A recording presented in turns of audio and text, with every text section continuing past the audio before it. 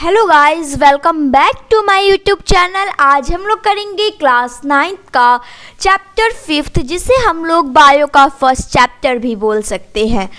हम लोग इस चैप्टर पे पहले से कंटिन्यू थे, जिसमें हम लोगों को सेल के बारे में पढ़ना था। स्टार्ट करते हैं हम लोग अपना चैप्टर, जो हमारे चैप्टर का नाम है the fundamental unit of life.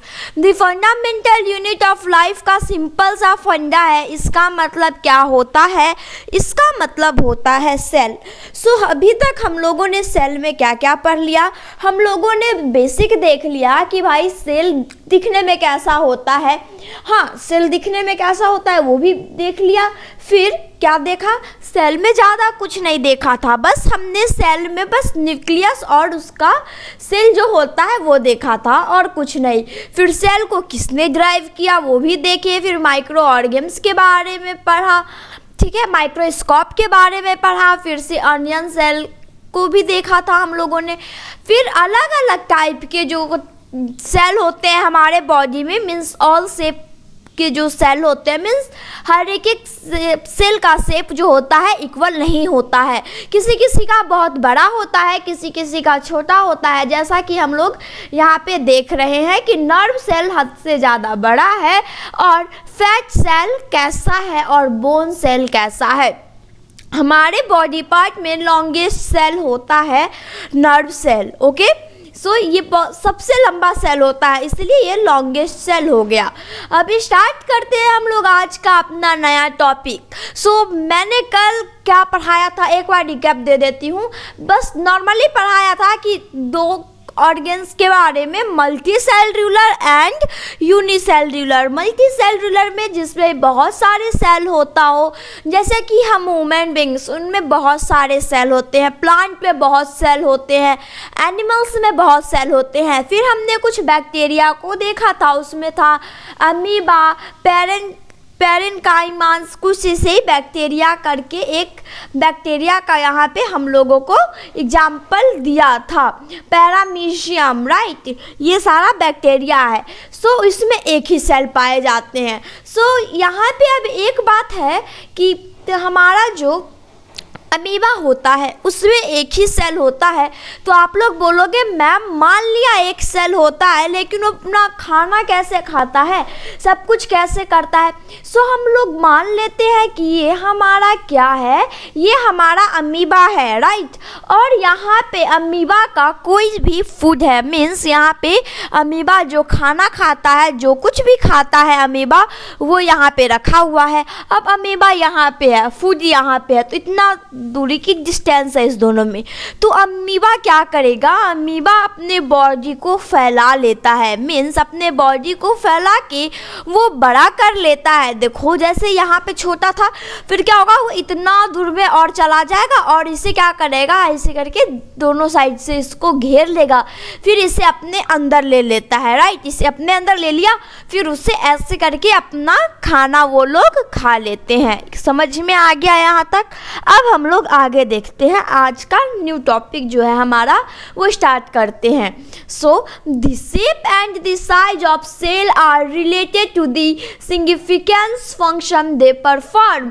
जो हमारा क्या होता है, शेप जो होता है और सेल का साइज, वो हमारे अपने मतलब जो वर्क करता है उस पर भी डिपेंड होता है। जैसे कि नर्व सेल जो वर्क करता है उस पर भी डिपेंड होता है नर्व सेल, ठीक है। मीन्स जो होता है वो उस पर डिपेंड होता है, क्योंकि हमारे बॉडी में हर एक चीज़ ऐसा है जो पूरा काम का है, बिना काम का कोई चीज़ नहीं है। और हाँ, किसी का जो चीज़ काम का नहीं होता है, फिर उसे क्या हो जाता है, उसी को बहुत बड़ा डिसीज वगैरह हो जाता है।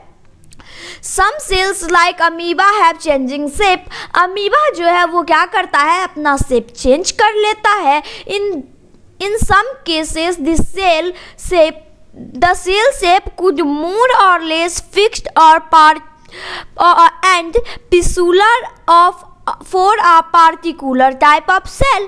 फिर क्या होता है, अमीबा अपना क्या करता है, माना उसके पास एक सेल है तो वो क्या करता है, फिक्स सेल नहीं है, वो कभी अपने सेल को ज़्यादा कर लेता है और कभी कम कर लेता है। For example nerve cell have a typical cell, example ले लो नर्व सेल का, वो क्या है, हमारा फिक्स्ड सेल है। Each living cell has the capacity to perform certain basic function that are characteristics of all living forms। जो भी लिविंग फंक्शंस है, ठीक है, उसके पास अलग अलग चीज करने का क्या होता है, कैरेक्टरिस्टिक होता है सारे लिविंग ऑर्गेन्स में। How does our living cell perform these basic function? Living cell ये अपना बेसिक फंक्शन कैसे परफॉर्म करते हैं? We know that there is a division of both liver multicellular organs such a human beings। हम लोगों को पता है कि दो लेवर में इन्हें डिवाइड किया गया है, एक हो गया हमारा मल्टी सेलुलर और एक होता है यूनिसेलुलर। तो मल्टी सेलुलर का पूरा एग्जाम्पल दे दिया हुआ है human beings. This means that different parts of the human body perform different function। इसका मतलब हुआ कि अलग अलग पार्ट्स जो ह्यूमन बॉडी के हैं वो अलग अलग फंक्शन करते हैं। जैसे कि डाइजेस्टिव सिस्टम का काम क्या है, खाना को डाइजेस्ट करना, ठीक। अब देखो लंग्स का काम क्या है, सो हुआ मीन्स हमारे बॉडी में जितने भी सारे फंक्शन हैं वो सभी क्या करते हैं, अपना अपना काम करता है। किडनी का भी कुछ अलग काम होता है, हमारे हाथ का भी काम है, पैर का भी काम है, आँख का, नोज का, कान का, मीन्स जो भी चीज़ है वो सभी का हमारे बॉडी में काम होता है। The human body has a heart pump blood. Human body में हार्ट जो होता है हमारा दिल, वो क्या करता है, ब्लड को पंप करता है। Stomach to digest food and so on. और हमारा स्टोमक है वो क्या करता है, फूड को डाइजेस्ट करता है। Similarly division of liver is also same with in a single cell. अब क्या होते हैं, कुछ ऐसे भी होते हैं हमारे बॉडी में, वो क्या होते हैं, एक सिंगल सेल से दिखते हैं। इनफैक्ट वेट, इसको मैं पहले ऊपर कर लेती हूँ, ठीक है। फिर in fact each cells has got certain function component with it now as organelles। अब organelles कैसा होता है कि देखो क्या है कि मतलब बहुत सारा जो पूरा कंपोनेंट सेल का बन जाता है, फिर टिश्यू बनाता है। जैसा कि मैंने आप लोगों को पहले बता दिया था ना कि बहुत सारा सेल मिलके टिश्यू बनाता है, फिर वो टिश्यू आपस में कंबाइन होते हैं, फिर हमारा एक नया ऑर्गन फॉर्म होता है। अब सभी को पता होगा कि जैसे बेबी होता है, ठीक, तो उसमें क्या होता है, पहले सेल होता है, तो वो सेल जो है तो वो धीरे धीरे ज्वाइन होके फिर क्या होता है, टिश्यू बनाता है। फिर टिश्यू बनाने के बाद क्या होता है कि देखो ऐसे टिश्यू बनाया, फिर उस बच्चे के अंदर क्या होता है कि पूरा एकदम मतलब हार्ट का मतलब बनता है, हार्ट बनता है, किडनी वगैरह बनता है, सारा टिश्यू एक साथ ज्वाइंट होता है, तब वो सब चीज़ बनता है, ठीक है। अब देखो अब उसके भी टिश्यू अलग अलग होते हैं, वो आप लोग आगे पढ़ोगे सेकेंड चैप्टर में।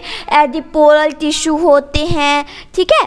फिर मतलब बहुत सारे एपिथेलियम टिश्यू हो गए, स्ट्रेटेड मसल्स हो गया, मीन्स मसल्स में भी बहुत सारा टाइप है, बहुत सारा चीज़ जो आप लोगों को अभी पढ़ना है। सो हम लोग स्टार्ट करते हैं पढ़ना।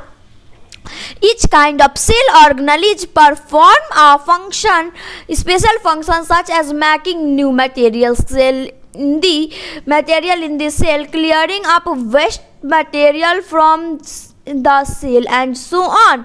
फिर क्या होता है कि जो हमारा क्या है कि हमारा जैसे कि मान लिया ऑर्गेनेल्स है, ठीक है, वो अलग अलग टाइप का फंक्शन परफॉर्म करता है हमारे बॉडी में, न्यू मटेरियल परफॉर्म करता है।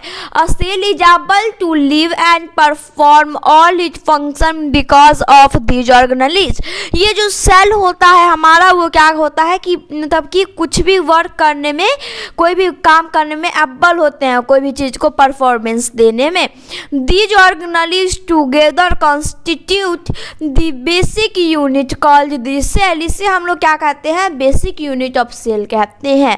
It is interesting that all cells are found to have the same organelles no matter that their function is or what organelles they are found in। ये matter नहीं करता है कि कौन सा ऑर्गेनेल्स है, कि कहाँ पाया जाता है, राइट। ऐसा नहीं है, हम लोगों के बॉडी में जो भी फंक्शन हो रहे हैं वो हर एक ऑर्गेनेलिज के हेल्प से हो रहा है। जैसे कि हमने देखा था हार्ट का काम ब्लड पंप करना है, तो चाहे कुछ भी हो जाए हार्ट बस ब्लड पंप ही करेगी। अब क्वेश्चन आ गया बिटवीन दी बुक का, राइट। तो बिटवीन दी बुक का क्वेश्चन भी एक बार हम लोगों को देख लेना चाहिए। सो बिटवीन दी बुक का क्वेश्चन क्या है, who discover cell and how. Cell को किसने डिस्कवर किया था, मैं बस थोड़ा सा बता देती हूँ। उसमें याद है कि एक साइंटिस्ट थे, वो कहीं पे घूमने गए थे और घूम के उन्हें एक पेड़ मिला और पेड़ से क्या करके क्या नहीं किया वो आप लोगों को लिख लेना है, ठीक है। Why is the cell called the structural and functional unit of life? Cell को structural and functional unit of life क्यों कहा गया है ये भी लिखना है। अब देखो, अब हम लोग चलते हैं अपने मतलब 5.1 पे थे हम लोग, अब हम लोग चलते हैं 5.2 के तरफ। तो 5.2 के तरफ में क्या है, what is cell made up of. Cell क्या चीज़ से बनता है basically. What is the structural organisation of cell. Structural जो होता है, स्ट्रक्चर क्या है सेल का। सो पहले मैं खुद से बताती हूँ, ठीक है। अब देखो यहाँ पे माना हमारा सेल है, ठीक। अब सेल में हम लोगों को क्या देखने को मिला है, अब थोड़ा सा हम लोगों को आगे बढ़ना है, ठीक। तो सेल में हम लोगों को देखने को मिला साइटोसॉल। अब आप लोग बोलोगे, कुछ लोग बोलते हैं उसे साइटोसॉल या साइटोप्लाज्मा, ठीक है, कुछ भी बोलो बात बराबर है, लेकिन साइटोसॉल इसे बोला जाएगा। साइटोप्लाज्मा कब होता है, जब इसके अंदर ऑर्गेनेलिज वगैरह हो तब। अब बोलोगे मैम ऑर्गेनेलिज क्या होता है, तो उसमें जैसे कि इंडोप्लाज्मिक रेडिक्यूलम था, ठीक है, ये सारा चीज़ होना चाहिए। गोल्जी ऑपरेटर मीन्स ये सारा जो सेल के ऊपर तैरता हुआ होता है वो होना चाहिए, तब वो क्या होता है, तब वो होता है हमारा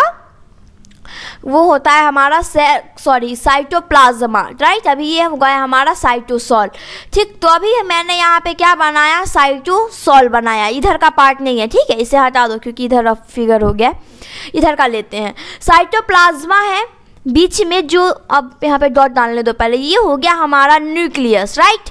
तो बीच में आप लोग जो देख रहे हो ये हमारा न्यूक्लियस है।